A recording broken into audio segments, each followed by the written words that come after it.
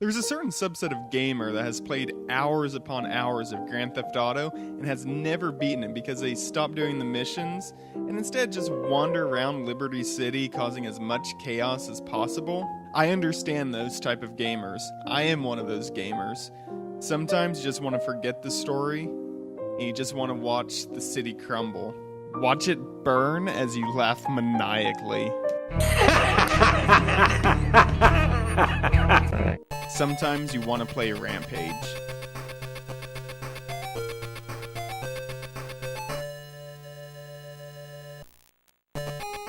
Rampage was originally released to the arcades in 1986 by Bally Midway.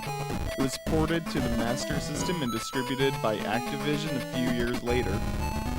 Now, in all honesty, I prefer the Master System over the NES and even the arcade version. Compared to the NES, the Master System version is better, which is generally the case for most games that were released on both systems at the time. But to beat the arcade, it's kind of impressive, and the reason I think it wins out, because it doesn't win out in graphics. Visually, the arcade is superior, but the arcade didn't have any music. But this makes sense in that arcades usually provided music of their own, but it does create a somewhat boring environment if you're playing on a modern compilation disc like the Midway Arcade Treasures. The bottom line is Rampage is a type of game that just isn't made anymore. There is no story, the entire object of the game is to be a monster, tear down buildings, eat people, that's it. The problem with this is that it's only satisfying for so long. Now the game takes about 45 minutes to complete. If you're playing by yourself, you'll probably get tired of the game in about 10 minutes. If you're playing with your friend, 20 minutes. In short, after so long you decide, hey, the building smashing game sucks, let's go play Hungry Hungry Hippos. But the game's not made to be beaten.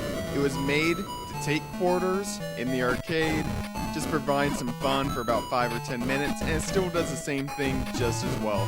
This game is a blast for 5 or 10 minutes, because who doesn't want to be a monster tearing down buildings? The Master System version allows you to play as either Lizzie, George, or Ralph.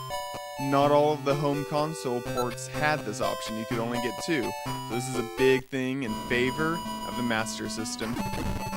Despite this game not being the deepest game, and one that allows you to waste away an afternoon, it's really fun.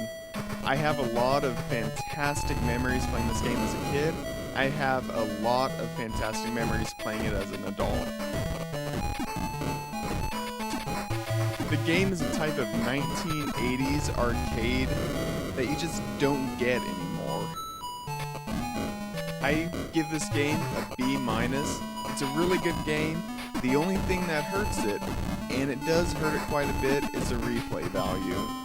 Or at least the amount of time that you can sit down and play it at one time. The replay value is actually pretty good because you get to go back and play it a lot. But you just won't play it for very long. So that's the primary thing that hurts it. But it's a good game. It's a solid game. If you find it, it's a solid addition to the Sega Master System collection. It's one of the better games for that system.